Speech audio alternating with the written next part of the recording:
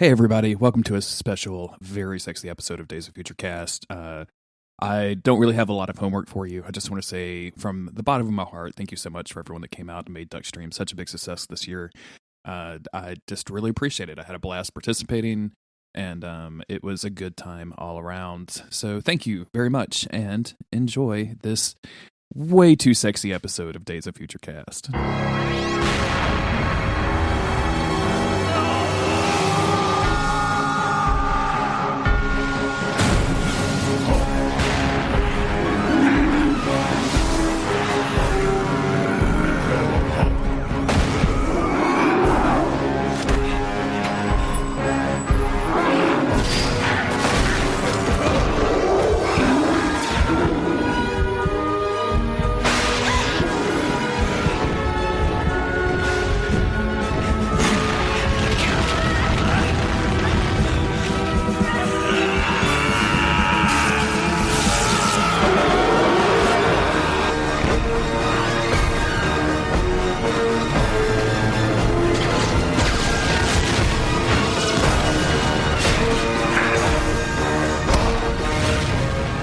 I'm Jeremy Greer. And I'm Gary Butterfield. And this is Days of Future Cast, the podcast where Gary and I watch a bunch of old Marvel cartoons so that you don't have to. And we're firmly in the middle of a Hulk season, and we're having a pretty good time with these. Gary, what would you say? Yeah, here, listen to this. Ooh, that's well, I hit the mic, but that's me rubbing my hands together, getting ready to talk about She-Hulk going into fucking heat. Oh, I thought you. In these episodes. Okay. I thought that was the noise when you beat off to She-Hulk going into heat, and I was like, man, you need just some lotion or something down there. Like I do it to the beat of the cartoon. Is it more or less sexy if She-Hulk is your cousin? It's 30 strokes per minute. Oh, yeah, it's like the Flash. Yeah, it's like Chris's heartbeat on Parks and Rec. There you go. That's what yeah. No, it is real weird. Like the sexual tension here. At one point, Bruce Banner fucking says she's his soulmate, and I'm like, did the writers not know that that's strictly a romantic term, or like used entirely in romantic? I have like a plethora of cousins and step cousins, and over the years I have liked them a lot. I've bonded with them a lot. I don't really talk to any of them motherfuckers nowadays, so that's like I've got all of that in my out of my system. But never once have I ever gotten close to saying anything like soulmate. I mean, like even the other word that he uses, which is a childhood confidant, it sounds a little. Jesus Christ, Banner! What are you doing, Banner? What were you doing that you have to have a confidant at age 9? Like, what were you getting away with? Like, definitely playing nuclear physicist with each other. Playing doctorate. Before we get into the main part of the episode, this is the first time we recorded since Duckstream, which was at the time of recording this last weekend. And I just wanted to say thank you to everybody that came out and watched us do a live version of this podcast, watched the other 45 or 6 hours of streaming that we did that came out when I was streaming on Sunday morning, that threw in money and that made it a big success. So thank you guys so much. Thank all of you so much for coming out and doing that. That's one of my favorite parts of the year, like hands down. So I really appreciate all of that. It's really fun. Yeah. Big thank you from me as well. And it was good this year, like good fun energy, fun space, at least, on our end. I didn't this year, weirdly enough. Usually when I get done with that, I come home and I kind of sleep fitfully, and I will tune into more Cole's thing. And this time I slept for 15 hours, and was just like absolutely like I'm getting old, and like I was absolutely just like okay, now. And I went to sleep at like 8, and I guess it was like I woke up 8 hours later. So I woke up at like 3 or 4 and was like still kind of tired, but was definitely awake. And watched a YouTube video and then went to sleep for another entire night's sleep. Oh, that's great. So it was like I was awake for a day, and that day was about 45 minutes long. I love it. But yeah, so I missed most of Cole's stuff, so I don't really know. But it like clearly went well. And I missed your stream, but that's okay because I didn't want to spoil myself on the game that ultimately I ended up playing.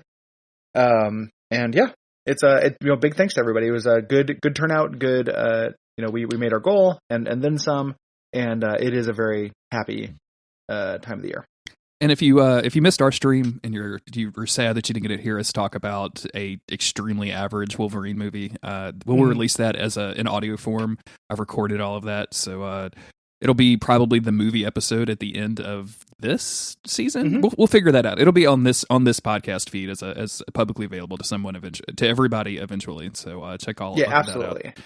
And I'm pretty sure Cole is in the process of archiving all that stuff to YouTube as well. So if you want to check out the entire stream, if you want to watch 48 hours of people playing video games, you may do so at YouTube. There's definitely Duckfeed.tv or something. Yeah.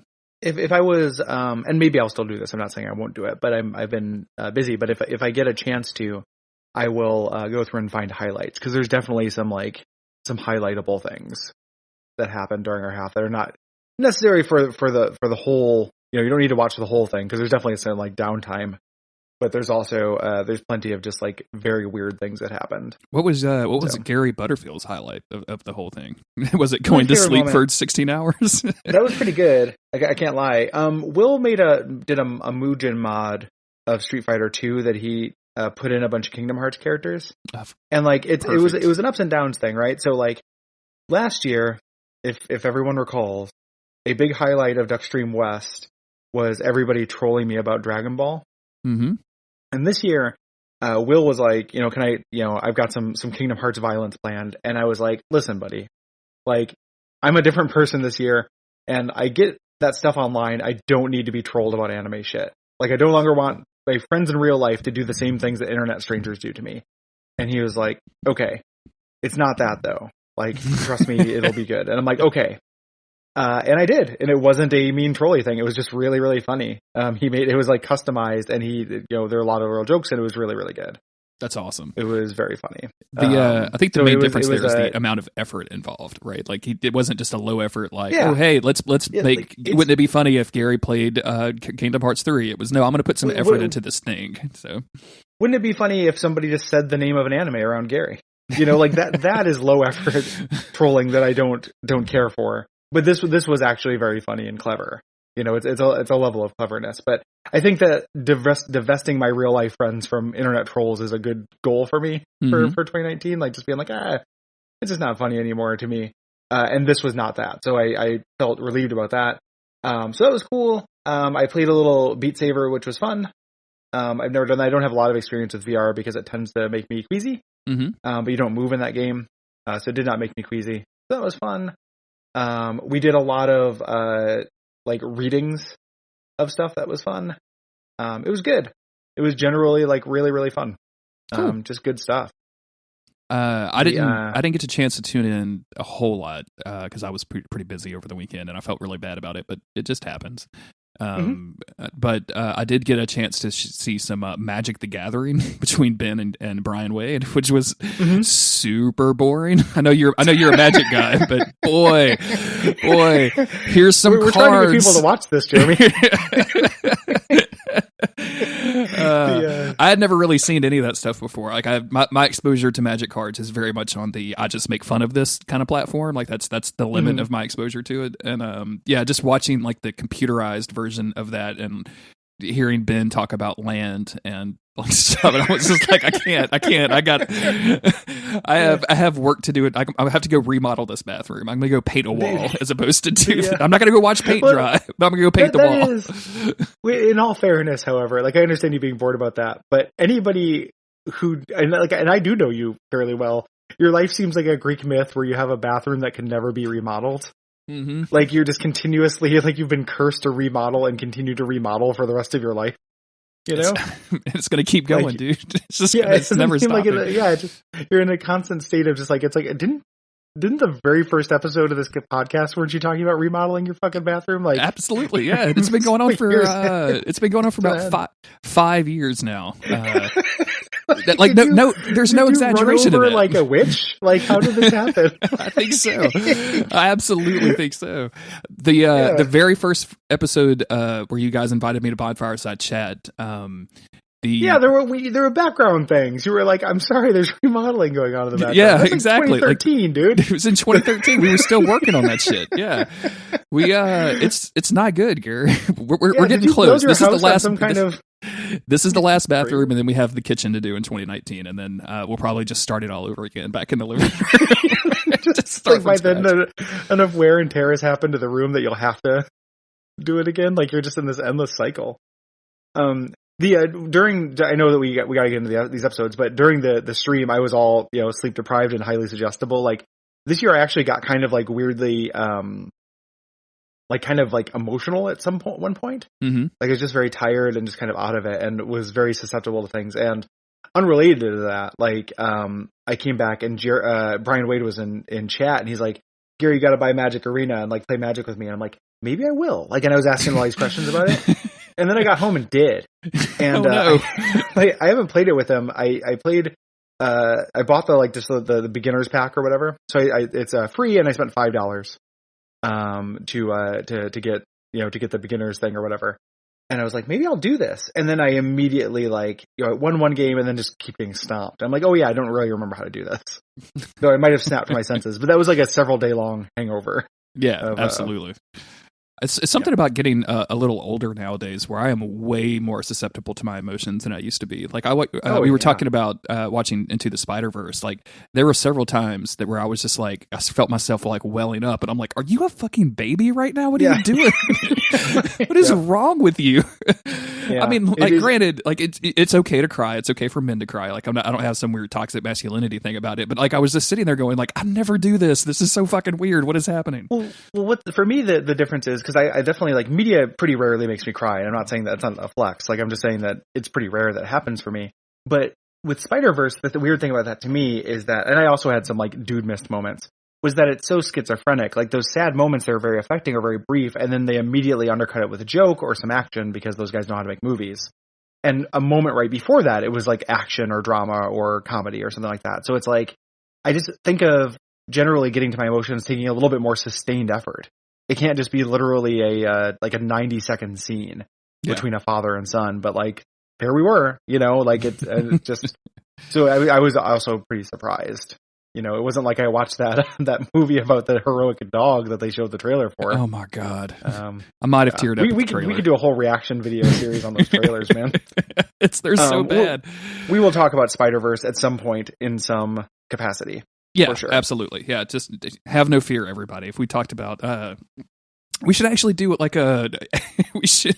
How about you watch Venom and I'll watch Into the Spider-Verse, and we just you talk about Venom, I'll talk about Into the Spider-Verse, and we'll just overlap the tracks on one podcast.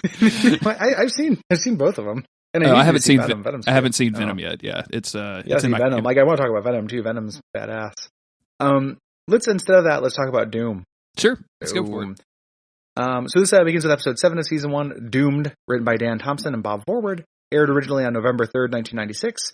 Visiting his cousin and life mate, Jen Walters, in Washington, D.C., Banner is soon captured by Dr. Doom, who gains control over the Hulk using a special device. But a blood transfusion from Banner to an injured Jen transforms her into the sensational She-Hulk, and Doom now has to deal with 2 gamma-powered Titans. Double your money, double your fun. So this starts out like most episodes of this show does, with Banner recording himself feeling sorry for himself into a Walkman that he somehow keeps on his person even through multiple Hulk transformations. And definitely goes up Hulk's butt. Definitely goes up Hulk's butt. Yeah. We mentioned this earlier. This is where he refers to Jennifer Waters as Walters. Jesus, I wrote both of them in my notes, so that's going to get really confusing. He refers to Jennifer as his cousin, childhood confidant, and soulmate, which is extremely weird. It's really weird. But before you can really embrace that, an orb bot attacks, which is the weirdest thing. It's very strange. And to be fair, to the characters in the thing, they think of them this whole time as Hulkbusters. Yeah. Mm-hmm. They think that they're Hulkbuster robots. They just have new robots. We later learn these are Doom bots. These are Dr. Doom robots, right? I'm pretty sure, but everyone just calls them Hulkbuster bots. Yeah. Doom has not been introduced quite yet. So he kicks this dude in the trash. It blasts its, instead of just hovering to lift that plastic lid on the trash can up, it blasts a hole in it, which I could really appreciate. Over the top doomness, and even in her robots is what I can really appreciate. Orb. Yeah, it's a really good orb. So Hulk parkours away. some helicopters show up and Hulkbusters actually show up. So this is our first hint that the bots are not the Hulkbusters. Mm-hmm. General Ross is there as well. When the orb bot kind of comes back, this one that he failed to kill, it starts shooting at the cops. It's like, uh-oh. And a voice tells the orb bot, hey, kill everyone and get Banner. Yeah. All of a sudden, it's an Antifa bot. It's just shooting at the cops. I love Antifa bot.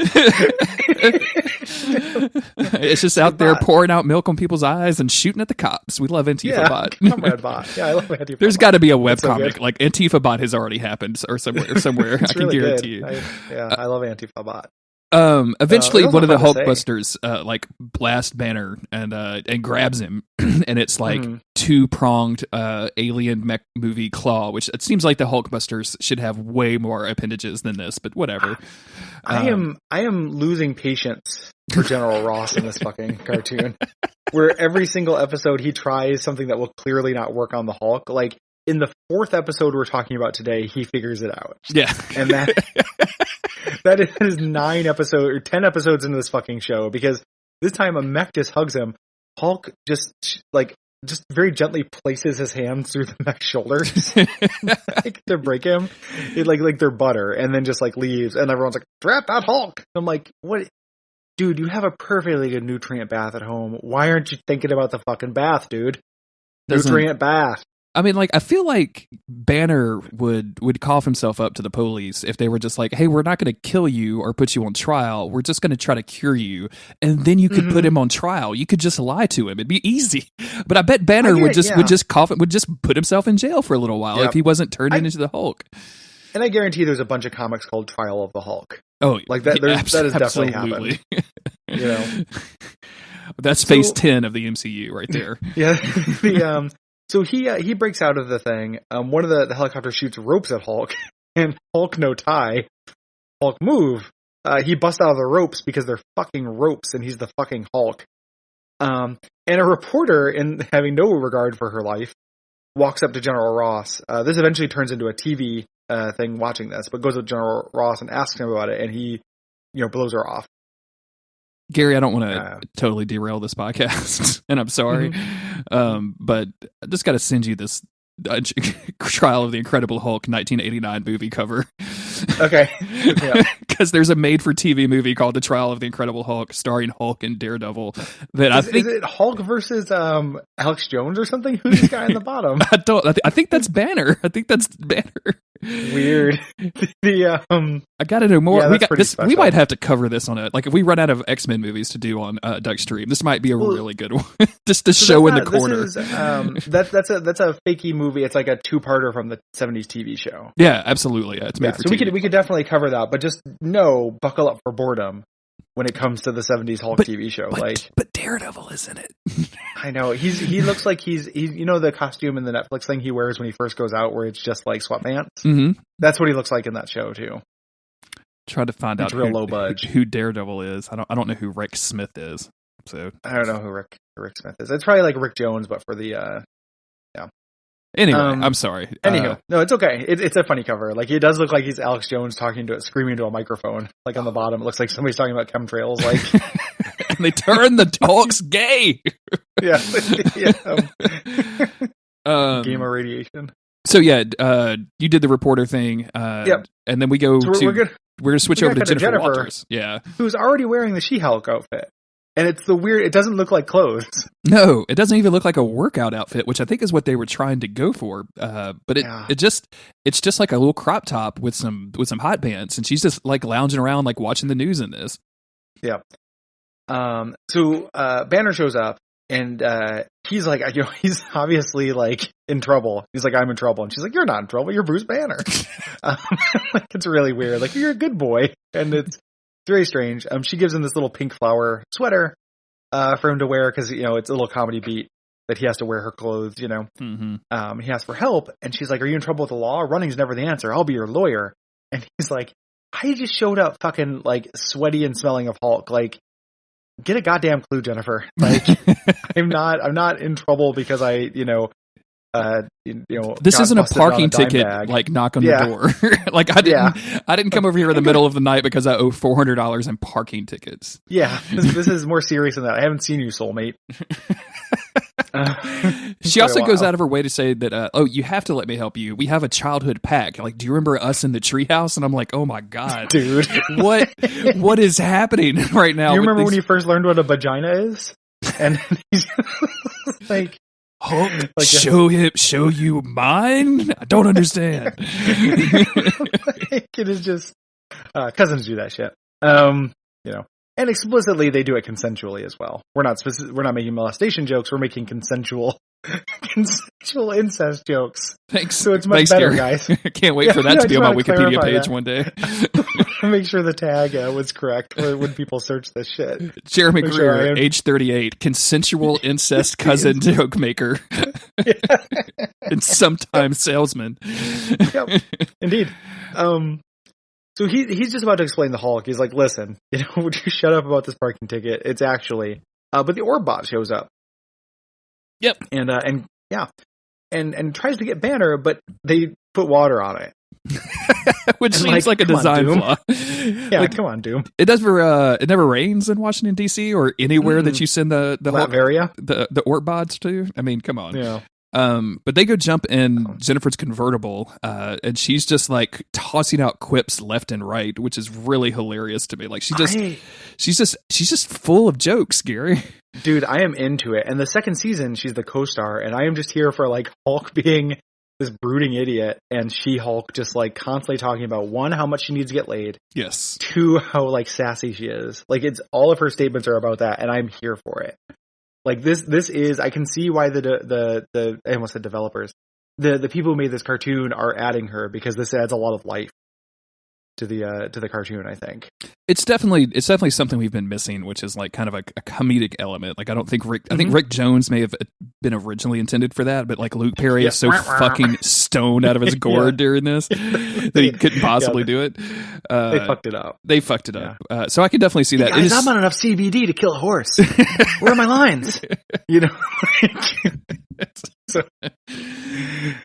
So while they're being chased by the Orbots in the convertible, Banner starts getting stressed, which means, of course, he starts turning into the Hulk. Which causes them to crash the car.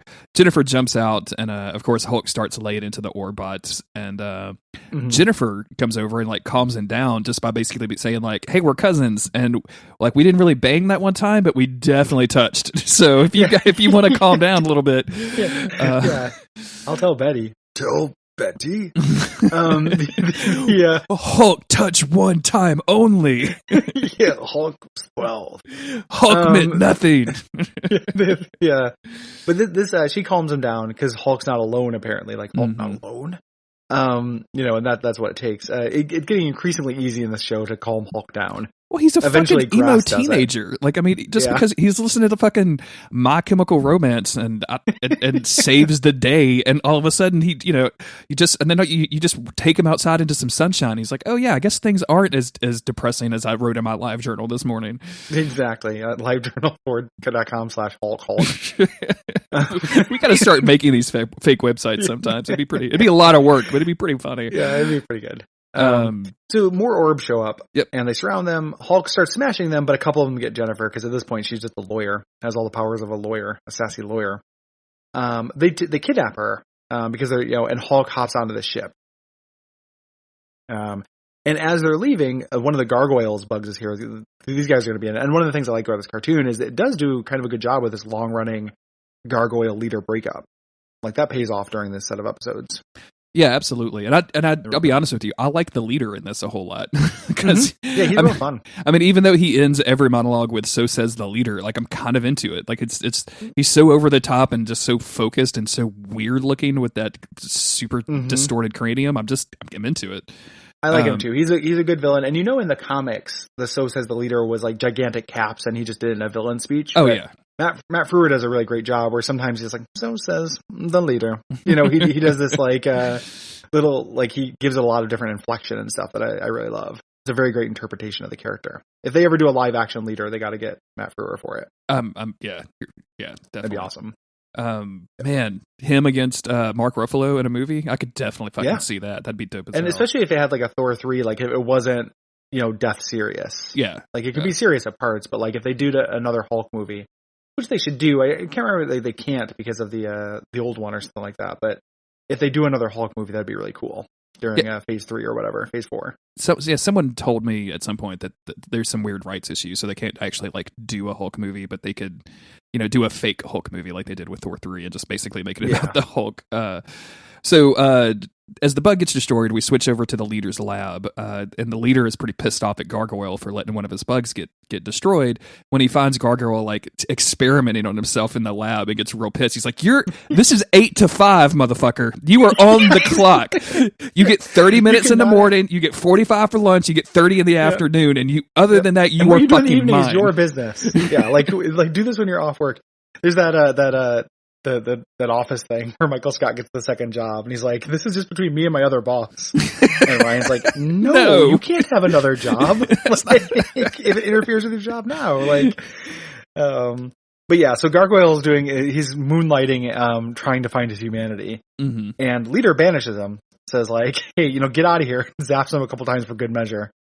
And the Gargoyle starts to steal some kind of supplies and stuff. And this is the beginning of their split. He's going to go find his own lab.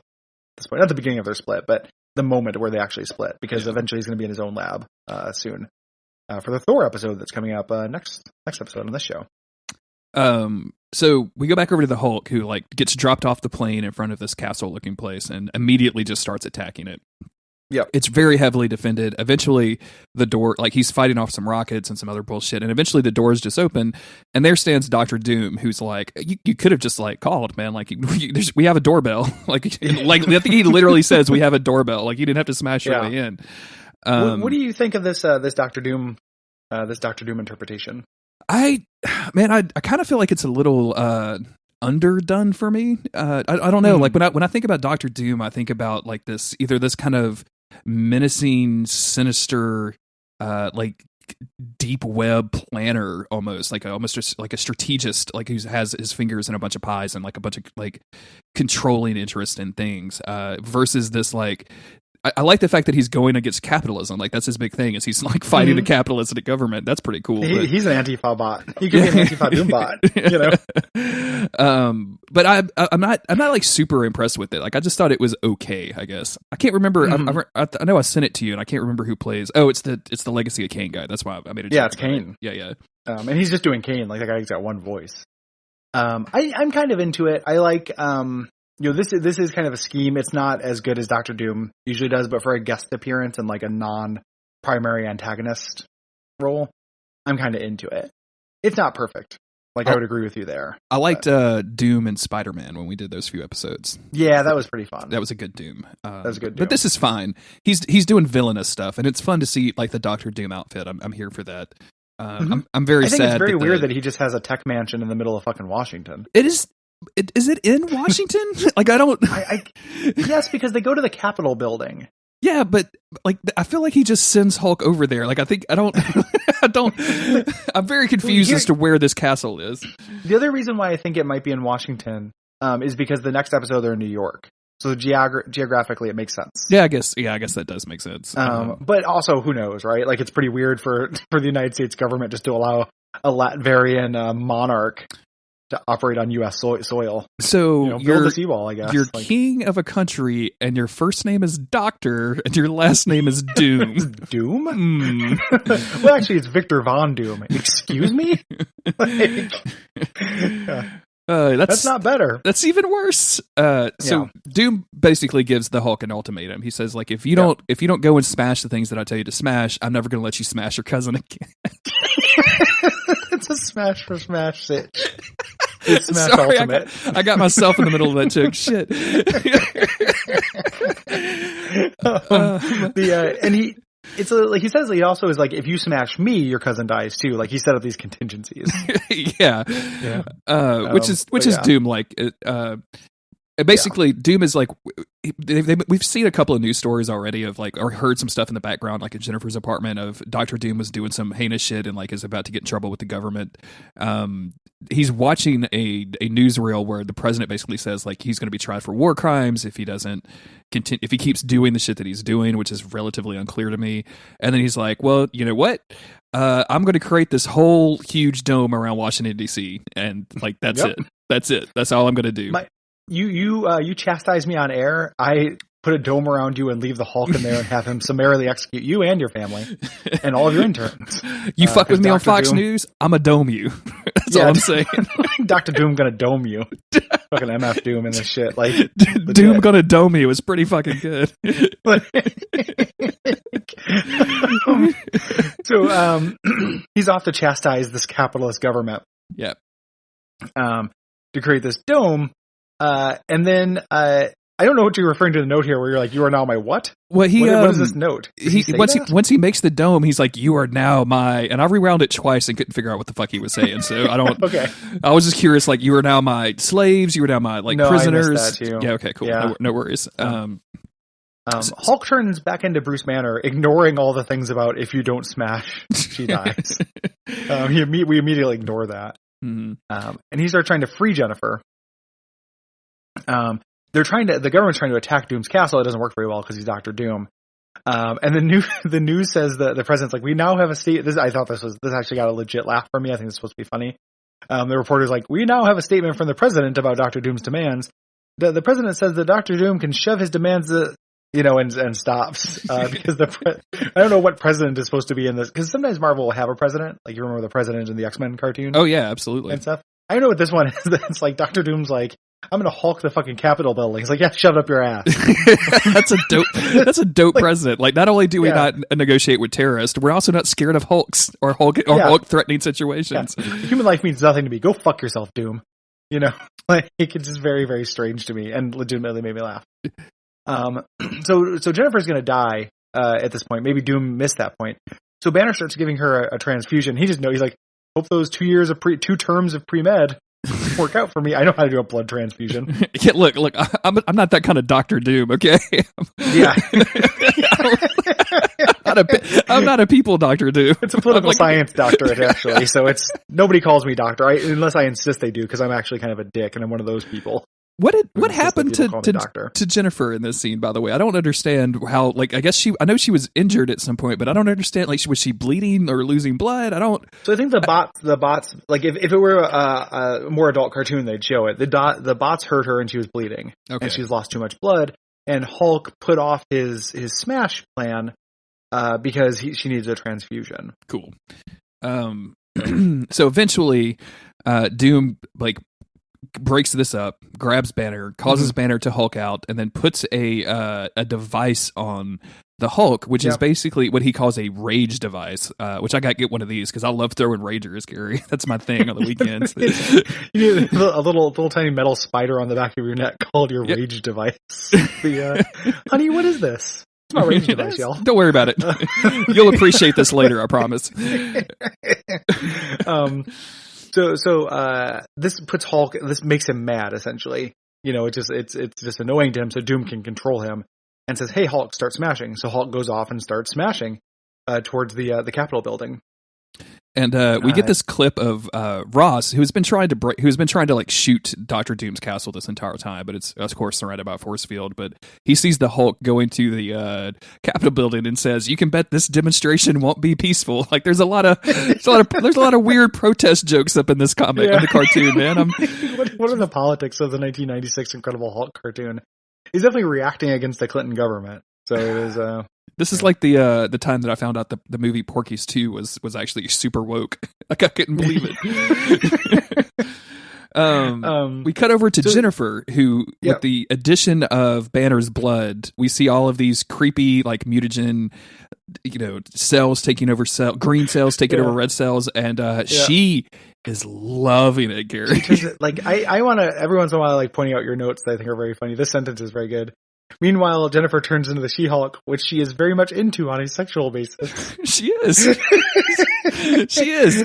She's writhing around on this. Yeah, it's this cartoon. Buckle up, kids, because this cartoon just got horny, and in a way that I was not expecting. Like I knew that She-Hulk, like they said, like, oh, the Wikipedia said when She-Hulk is introduced, she's kind of fun and stuff. I was like, okay. I didn't realize it was fun, like this fucking wide-on flood basement for Ben Grimm next episode, in which like, hey, what, she's like 2 seconds away from literally like, let me see your weird dick. If you have the DVD, it's in the deleted scenes. Let me see your weird dick. It is it's so intense. And she's just like moaning, and it's fucking weird, man. They do the like the silhouette, like the shadow silhouette, and where she's writhing around on this table. Her breasts are flopping around everywhere. These drips coming from her crotch. It's fucking weird, dude. They don't actually show that, but it is. There's some 12-year-olds that pounded themselves to this. Like they just rewound it and just like burnt up this part of the tape. Yes, and that part of their dick. Like before I outgrew finding cartoons attractive, right? Like when I was a kid and I could still get turned on by cartoons. I didn't watch this show. This would have fucking done it for me. Yeah, if you were like 12 or 13 and you had just figured out masturbating, right? Yeah, like that. This would have been. She-Hulk would have been, man. Dude, I need this fucking 7-foot tall Hulk to sit on my goddamn face now. I'm 13 and that has to happen. Like that would have blown my mind. And then the show does such a good job because anytime that She-Hulk is around, dudes are fawning all over her. So I would have felt perfectly normal about it. Like I wouldn't have thought this was weird at all. Well, and they play like stripper music. They do the that. Same way in cartoons when like a black person's on screen, sometimes they like play hip hop or on Cutthroat Kitchen. They whenever She-Hulk's on screen, it's like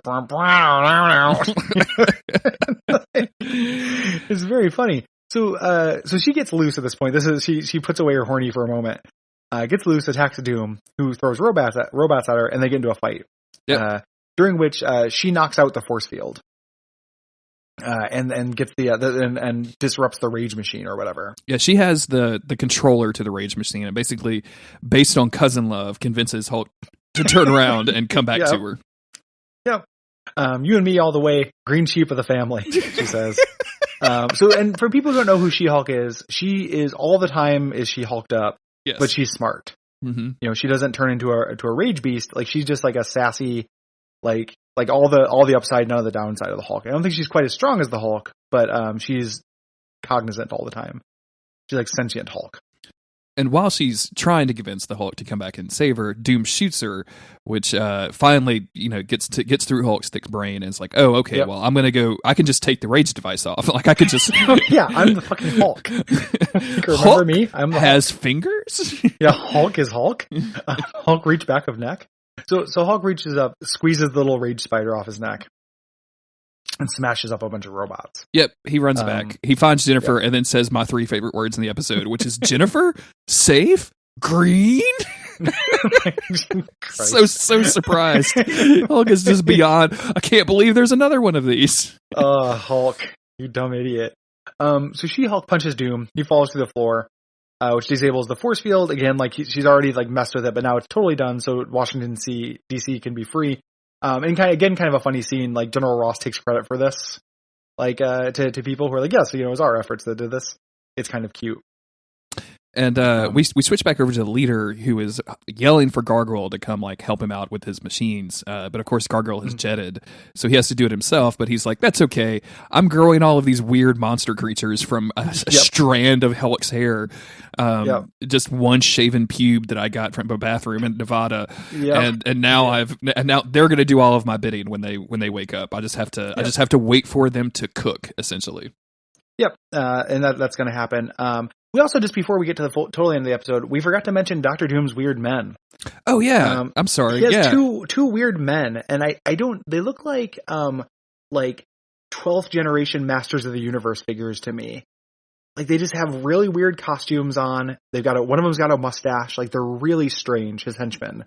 They're very strange men. Like I don't remember Doom having like a bunch of, like his whole thing is having like either Doom slaves or robots. So yeah. He has Roombots. He has Roombas. He has Roombas that look just like him. He has Doombas. The Doom Roomba. Dr. Doomba. Keeping all of Latveria's carpets clean. I wonder if his gets stuck under the furniture like mine does all the time, or if he's somehow engineered around that. Oh, I bet you Dr. Doom could handle that. Yeah, maybe Richards could. He could put lasers on it, so he could just blow up the furniture. It blows up all the dust, and then Richard comes in and is snide to him. about it. But yeah, so he's got these two weird men. I just want to mention them because if anyone's watching this cartoon, I was like, what are those guys' stories? You know, and we don't get a payoff for that. Instead, Banner and Jennifer are hitching a ride with a third guy who's just listening to, like, one, there's a Hulk in the car. Two, he's listening to a bunch of Hulk talk, and he's just smiling politely.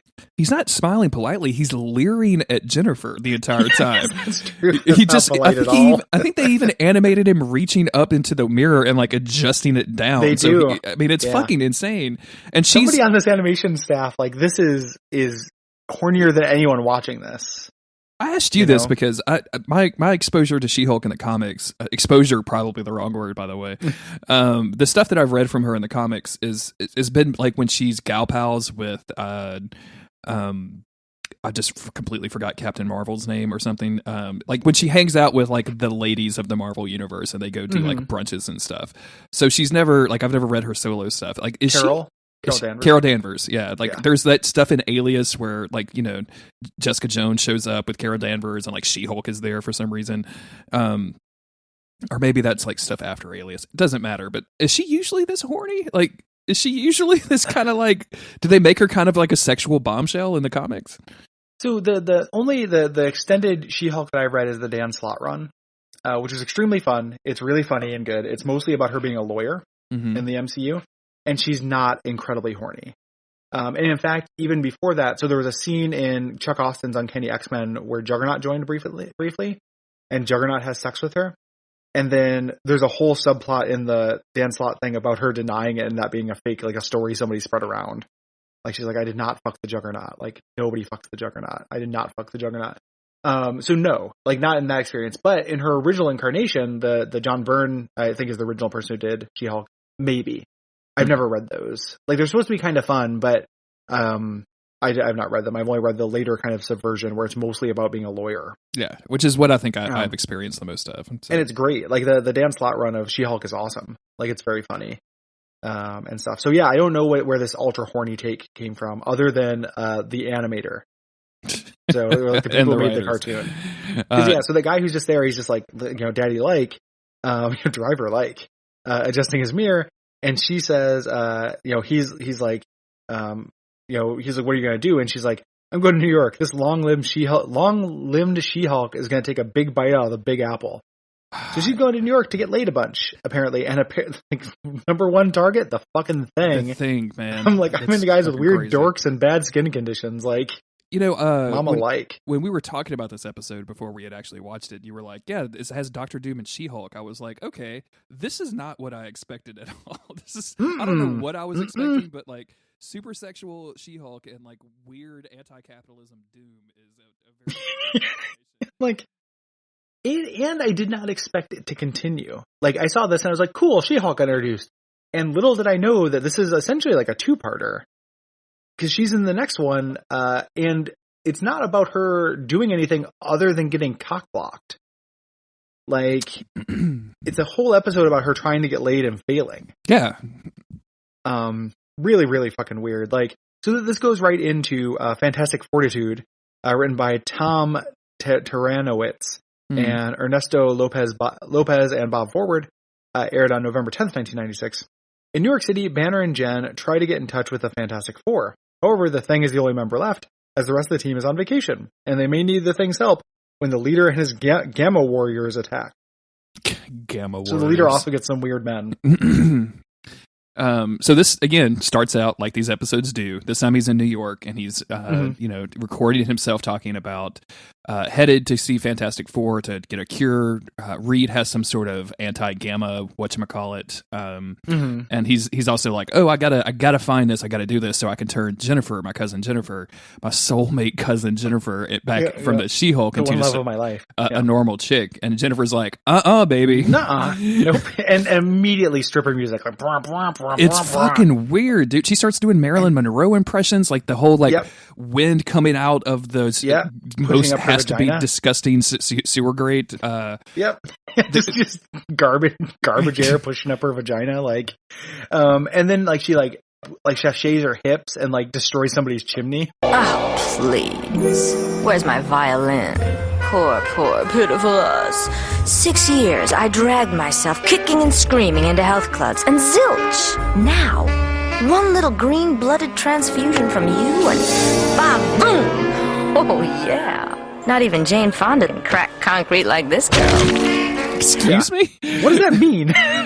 You know, my dad has a euphemism for sex, which he calls chipping concrete. Like, you know, but I've never heard cracking concrete before. But I mean, maybe he's been doing it wrong his whole life. I don't know. I'll have to talk to him about it sometime. We'll get him on the show. We'll get an in-depth interview.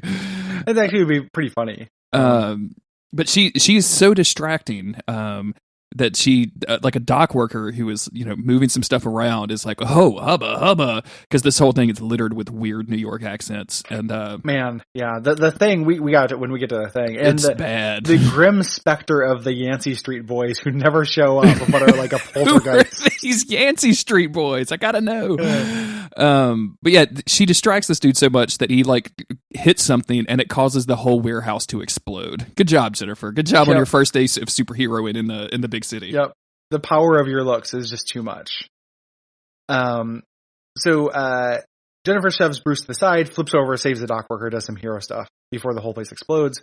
A storage container knocks Bruce into the water. The dock worker, who just recently lost his job for endangering all his lives, is like, hey babe, got a phone number? And she's like, I'm way out of your area code and I'm feeling my super oats. Super oats. Ew. Yep. Do not like make it go away. And what that means, I think, is that she is explicitly in New York to get laid, but only by superheroes. Yeah. You know? Absolutely. So, yeah. The thing, like, sheepishly rejects her for this entire thing, which, like, one, you're not going to get better than this, Ben Grimm. Like, pretty fucked up move. Two, though, like, what if the thing wasn't there? What if, like, this whole episode, but Reed Richards was left behind? Like, how funny would that have been? Or what if Ghost Rider had showed back up? Like, mess with the Greco, get the stinko. Like, okay. You do not have an innocent soul. You know it, baby. Yeah, just like, you have an innocent soul for now. Let's work on that.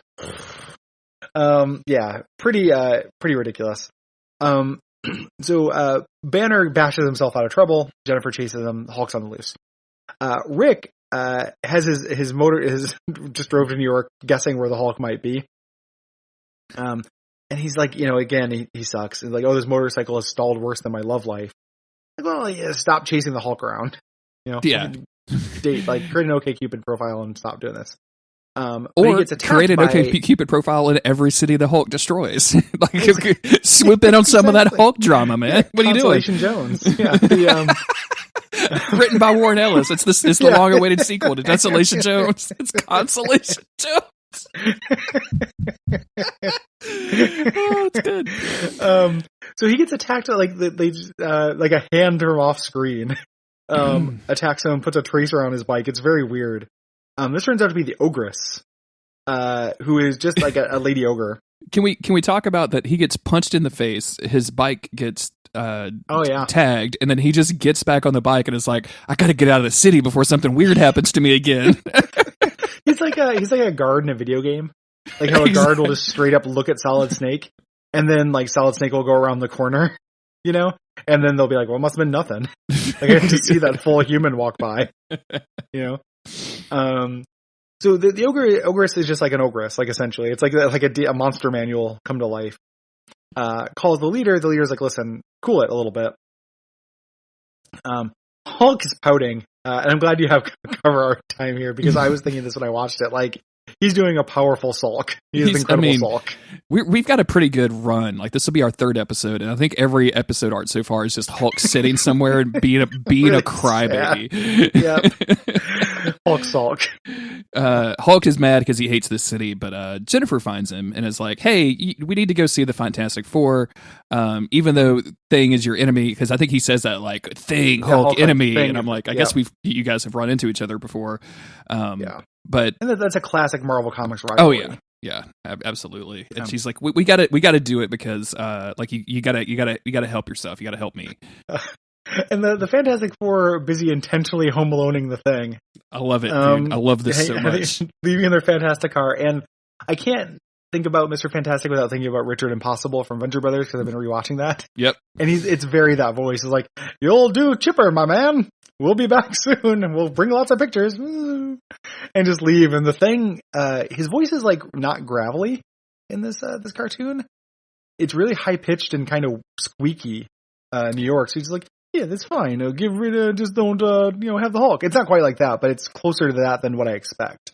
Yeah, I'll try to find a good clip as we're talking about it to cut in so people can get an idea, because his accent is all over the place, and it's like somebody doing a bad impersonation of a stereotype of a New Yorker. It's several layers away from what actual New Yorkers sound like. Yeah, and I can say that because I've been to New York twice. Yeah, me too. Yeah, so, I know what New York is. Home of the big flat pizza.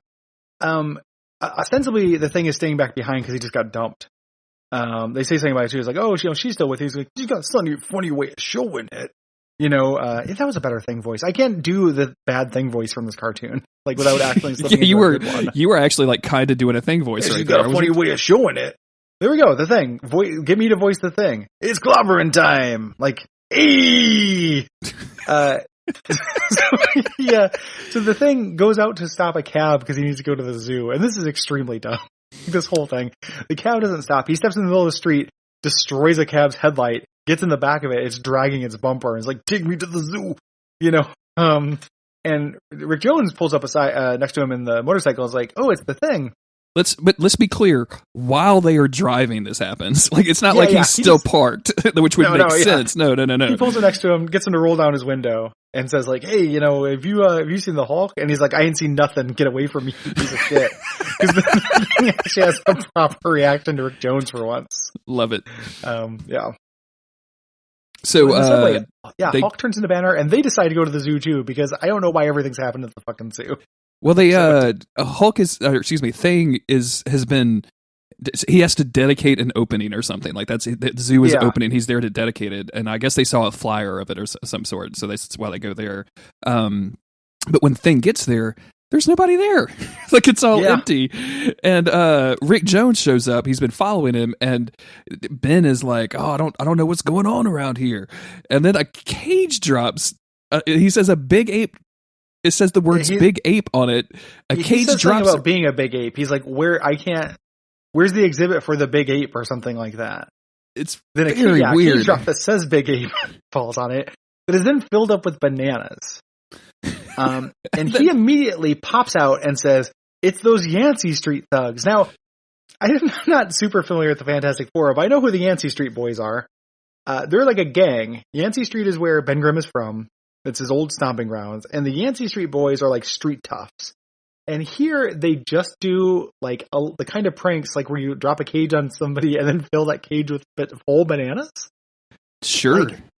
Like for Bowery toughs, that's extremely weird to me.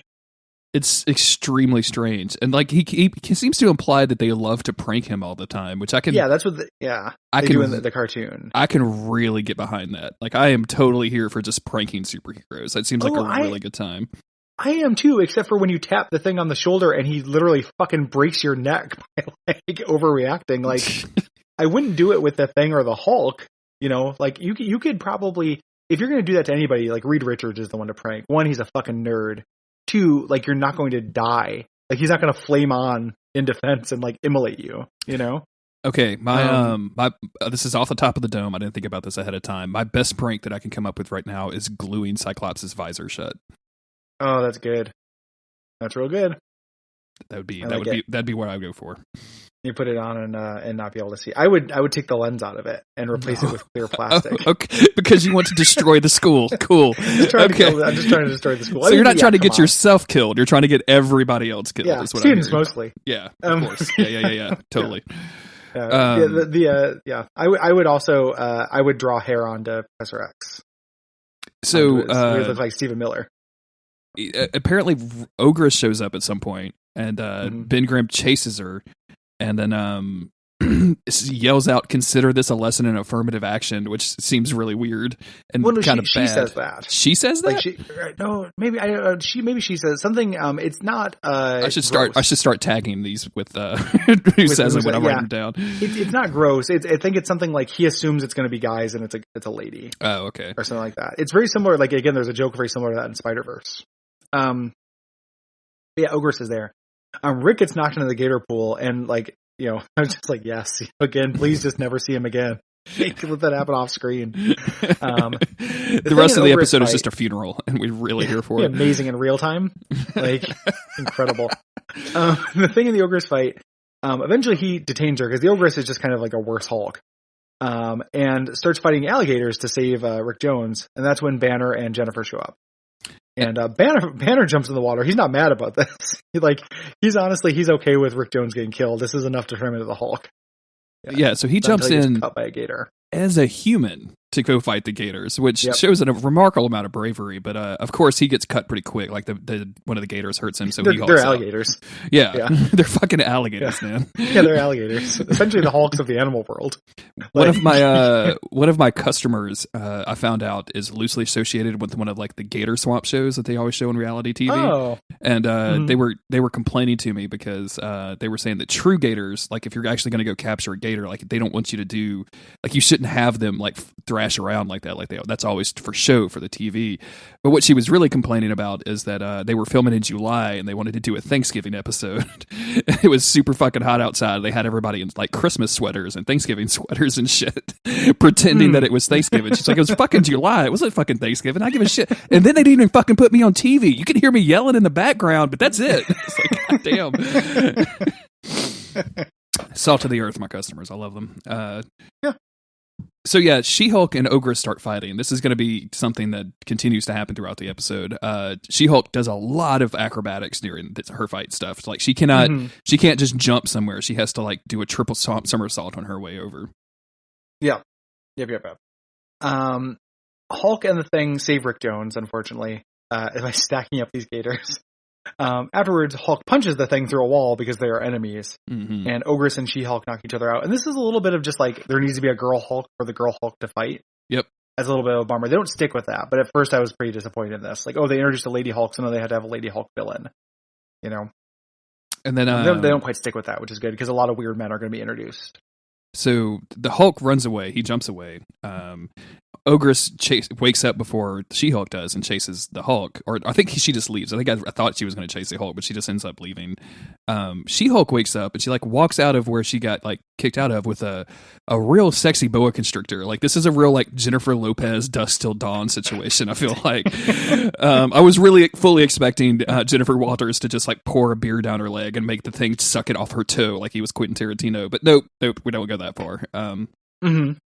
She instead says like, "Oh, hey, like I really like I really like you. We should go bone it out or whatever." And he's like, "Actually, I'm kind of in a relationship." She says, "You're too hunky to share. Come on, I could take. I will do your blind girlfriend who animates clay golems. I will do a fucking threesome with you, her, and as many golems as you want. Bring them on. Like, yeah, bring them on. Make a bunch of gigantic animate dicks and fill this pussy. Like."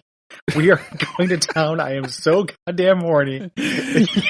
You will fuck me and you will do it raw and right now. Like, she is so direct and horny for the Thing during this. It's so weird. She's like, "Oh, well, I know where Hulk is going. He's going to see Richard's Thing. So you know what that means? You have to take me back to your place." Yeah, like it's literally just like, and we'll get there early, and we will have a little bit of time, and I will HJ you in the car. Yeah, like it is, on the way over. Yes, absolutely. Yeah, it is. It's intense. It's a little scary, to be honest with you. Yeah, it's pretty like it's like she's got gamma powered, you know. And I'm glad I had a moment thinking about this where I was just like, I thank God the Hulk didn't turn out this way. Like a male version of this would be so fucking gross. Oh yeah, absolutely. You know, and like if this was just a side effect of gamma radiation, like imagine the Gargoyle fucking doing this, you know. Oh, imagine Hulk Gambit. Yeah. I didn't until now. Cherie, I'm gonna. Poor Rogue, huh? He just won't stop. Yeah, I just can't get a break. Yeah, she just flies forever. She's like, it's like how Air Force One keeps getting refueled in the event of a a war. Yeah, She just sits on the wing of Air Force One and just continuously refueled to stay away from Hulk Gambit. I was trying to see if there was if Gambit had ever actually been the Hulk at some point in the comics, and I'm not finding anything real quick on the Google. So yeah, a lot of people have, but now I know my pitch to Marvel. Okay, first off, you're gonna have to accept that gamma radiation makes people horny. Where's my source? The 1996 Hulk cartoon. Here's She-Hulk as my evidence. Yeah, it checks out. So the leader yells at Ogress for getting involved. She was supposed to just be on evidence gathering. Let's send our gigantic Lady Hulk to do evidence gathering instead of one of our 1,000 iBots. And leaders kind of does this whole monologue thing, which I'm not going to get real into. But at the end of it, he basically says, "Well, it's time. They're not quite ready, but I'm going to go ahead and pull out the rest of these weirdo Hulk creatures. And even though they're not done cooking, I'm going to go ahead and pull them out and send them into the fray." Yep. We're going to see these guys later, and they're extremely weird. Yes. So everybody meets at that Fantastic Four Tower. Jennifer's like blowing kisses to the Thing, just reminding him of what he's passing up. Thing leads them to this lab. Even though the thing warns them that the kinks aren't worked out yet, Banner says, "No, I'm going to use this machine. I'm going to cure myself of the Hulk real quick before the fight." Yeah. Okay. Thing says like, "Hey Jennifer, you may not want to go back," and Banner's like, "No, he wouldn't understand living life as a monster." And it's very like the fucking Curb Your Enthusiasm music starts playing totally. at this point. And the show acknowledges it. The Thing's like, I'm gonna let that slide.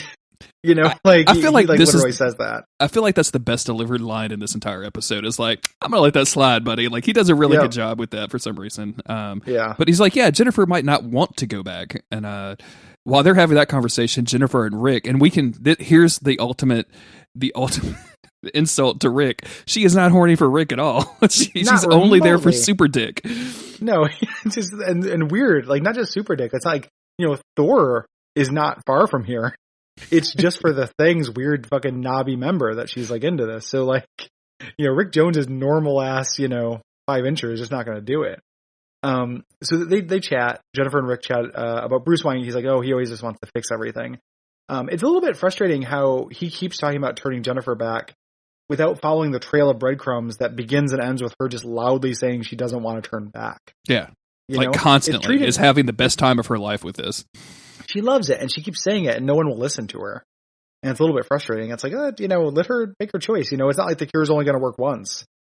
That happens in the Thor episode later, but like here, and it doesn't even work. But so the Thing kind of explains his relationship problems.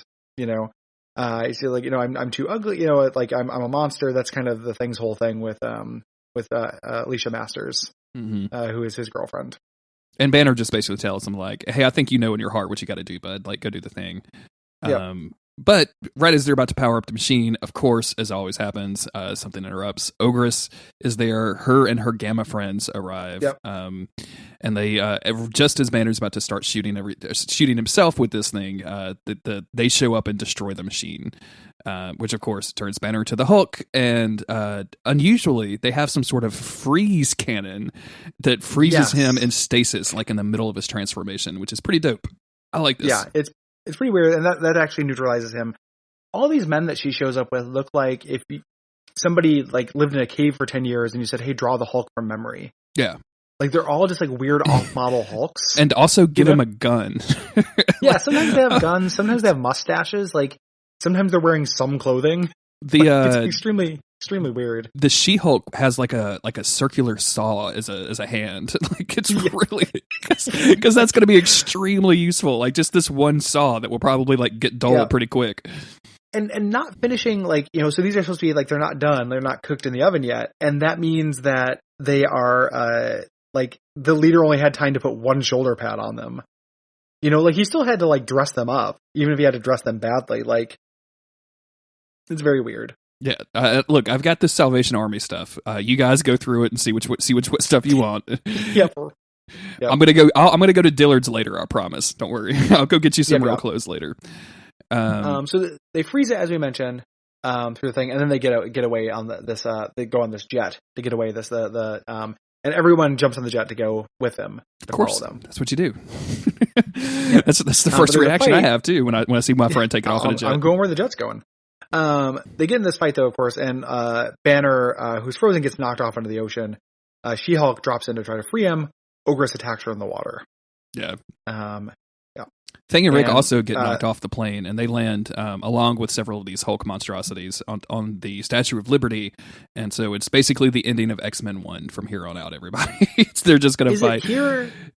Is it later or before this when She-Hulk is talking to the Hulk and she's like, there's a big green lady with a lot of sass and huge hips, or like that's when he's being all pouty about when he's sitting down on the thing. Yeah, there's a big green lady. Does that remind you of anybody? Like, does that big sexy Statue of Liberty remind you of me? Can this not be about you for one fucking second, Jennifer? Like, I love this scene though, because like Thing tells Rick, like, here's a gun, like, shoot at people. I'm gonna go take them on, and all of the Hulk monstrosities are like on top of the Statue of Liberty's head, but they're kind of on the side. So Thing goes inside and just walks up the stairs like a fucking normie. Like, you don't have a super jump. You can't just bounce yourself up there. What are you doing? He also took the cab too. Like the Thing is not into like leveraging his powers to transport. Here.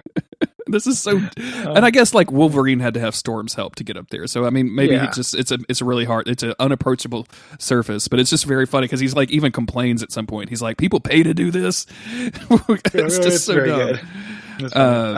Hulk breaks out of his ice crystal, grabs She-Hulk, jumps out of the water, and he's worried about She-Hulk. Cousin hurt.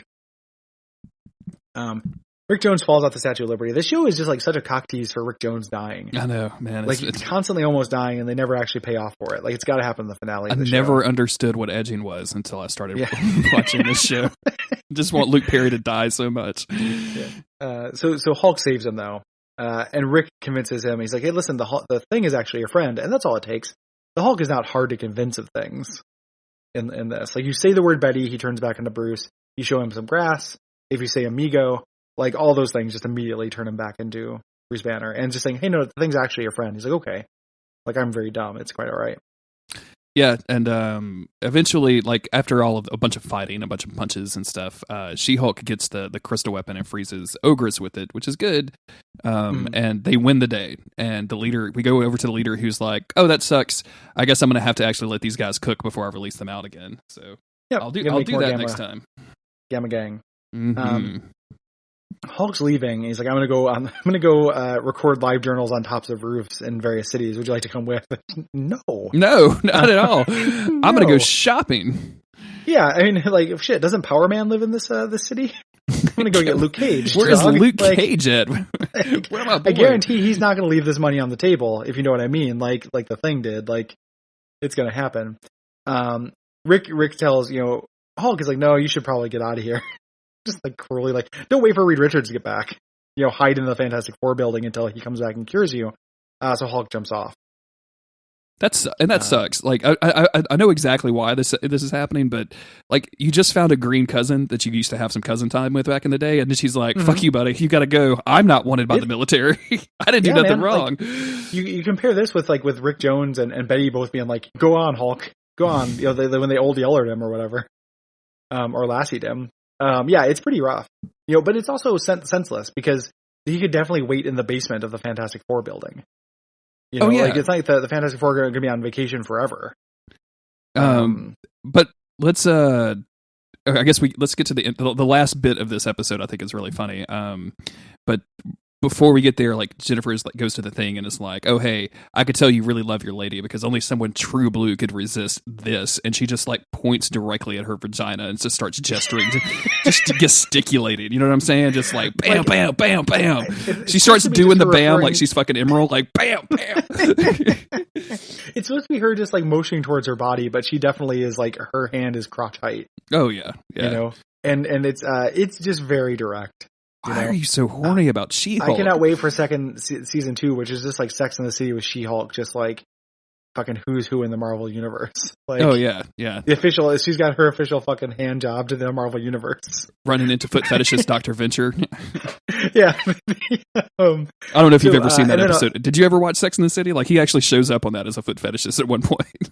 No. I think I knew about it though. I think I've read about it. I never watched that show, but I know a little bit about the rogues gallery of like horny one-off men, because that's the whole premise of that show is like every man is into one thing, and it's just kind of this is not me MRAing it, but like dudes show up in that show to be really into one specific sex act for the ladies to like talk about. So like one dude just like exclusively into face sitting, and then they can talk about it the next day at dinner. You know, it's like nobody has a rich and varied sex life in that show. And one dude is just really exclusively into fucking over Carrie at every opportunity, and she marries him. So you know, happy ending, everybody. Yeah. Great. Is that Mr. Big? Yeah, I think so. I watched something. Man, what did I watch with Mr. Big in it the other day? I'm trying. I don't, he popped up someplace super weird, and I was like, "This just feels odd." It was almost. It was like Game of Thrones level. Like I got to a point where I was like, "You do not belong here at all. You need to leave." So the Yancey Street Boys really upped their game. This is the bit that I wanted to talk about. This is real good. This merry band of pranksters have been, and we never, like, for people listening, guys, you never see one of the Yancey Street Boys. Like, this is fucking weird shit, because they have taken a bunch of pictures of this entire episode, created a mock-up newspaper that is about the Thing being beat, and it says Thing beat by woman, showing the ogress besting him. So, like, let's do a quick catalog of things the Yancey Street Boys had to have done to make this happen. 1, surveil the entire fight to get all these pictures from different angles. Oh 2, no, Gary, printing press. You're starting way too late. Number 1, They had to fake a zoo opening. Oh, yeah. You have to start at the beginning, my friend. They faked a zoo opening, surveilled the zoo opening, got the footage, went to a printer, hired a plane. Did the whole cage thing and got a bunch of bananas. On the off chance they might make the Thing feel like got a printing press, got a plane to drop these flyers directly on the Thing. Like, this is a nuclear grade own. It's so good. Like, it does not. It's really, really weird for what are supposed to be like tough guys. Like, this is kind of a gang. You know, they're not supposed to be pranksters. Like, they maybe pull pranks on them, but they're a gang. They're a gang. They punch people. They hit people in the head with bricks. This is a gang that Buster Bluth would be in. Yeah, it's just very. And then the Thing is just like, once I get his weird voices back, he's like, I'm gonna get those Yancey Street Boys, and then it's gonna be to the moon, Alice. And I'm like, okay. Like, who is the audience for the Honeymooners references, my man? Like, what, dude? You were Saturday morning cartoons on Fox Network. Like, what are you doing? The audience is 2 38-year-olds in 2018. Like, that's the only answer. And the 12-year-old that is just beating off constantly to the Seahawks stuff. Yeah, and he's cutting all this part out. Like, he's already got his clip show that he deals with. Yep. Yeah, these are. I think these are 2 relatively entertaining episodes. Like, they're kind of bonkers. They're off the wall. They're not like good, but they're entertaining. Like, they're fun to go through. The next episode 60, is going to be kind of a bummer because I think both of those are pretty weak episodes. And they get weaker. The first one is a little bit stronger. The first one's not good, but the first one's slightly stronger than the second one. The first one's at least not like racially insensitive in a lot of ways. Yeah, it's not racist. And then the second one also is annoying because it has 1 or 2 things that are actually kind of fun in it, like ideas, like the whole. I mean, we'll get to it, but him being chained to Ross. Oh yeah, that's the best part of the episode. Yeah, that's a pretty fun idea, but like, boy, is it mixed up in some not good stuff. Yeah, I don't love the next 2 we're going to do. These 2 I think were actually very fun. Yeah, this is my favorite 2 episodes we've done of the series. I think. Yeah, I dig these, and I'm actually kind of this happens. Like, I feel like this is what is the syndrome if you get kidnapped by somebody and you start loving your kidnapper? Stockholm syndrome. I feel like I'm being Stockholm syndrome by every, like, the Avengers series got me. Now the Hulk series is going to get me. Eventually we're going to watch the 1970s Hulk TV show and be like, actually, you know what? This is pretty powerful. This is pretty good. This is making some statements. Yeah. Maybe I cried a little bit. We're 130 episodes deep, and I'm kind of feeling it. Yeah. I like future Jeremy. Yes, future Jeremy just really brings out his vowels. I don't know why. Yeah. 48-year-old Jay just really likes those high-pitched vowel noises. Yeah. So, fun episode. Next one's going to be a bummer, but it should still be a fun episode of this show. Yeah. If you like this show, the best thing you can do is support us, the entire network, on Patreon. You go to patreon.com/Duckfeed.tv. Mm-hmm. You can check out what we have on offer. What time will this episode drop? the early release is this Saturday, and then the main release will be on the 29th of December.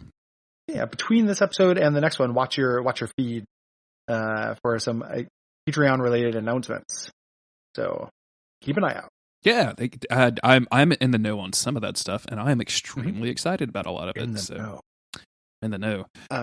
If you can't do the Patreon thing, that's fine. Tell your friends about Days of Future Cast. Leave out all of the cousin fucking. We don't like to put that out there. Like, if you have friends who are fans of consensual cousin incest, don't point them to this. Yeah, just let them do their own thing. We leave them alone. Yeah, we recognize we're riding a real fine line and thinking that's funny, but also not being turned on by it.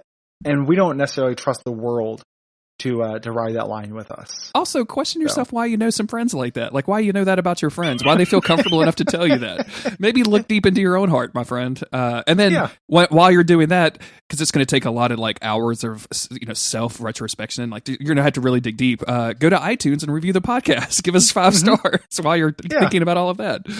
That helps us out quite a bit when we get reviews, and I like to read them. So you can find me on Twitter at JG Greer. Yep. And you can find me on Twitter at GaryBuh, GaryBuh. And until next time, good night.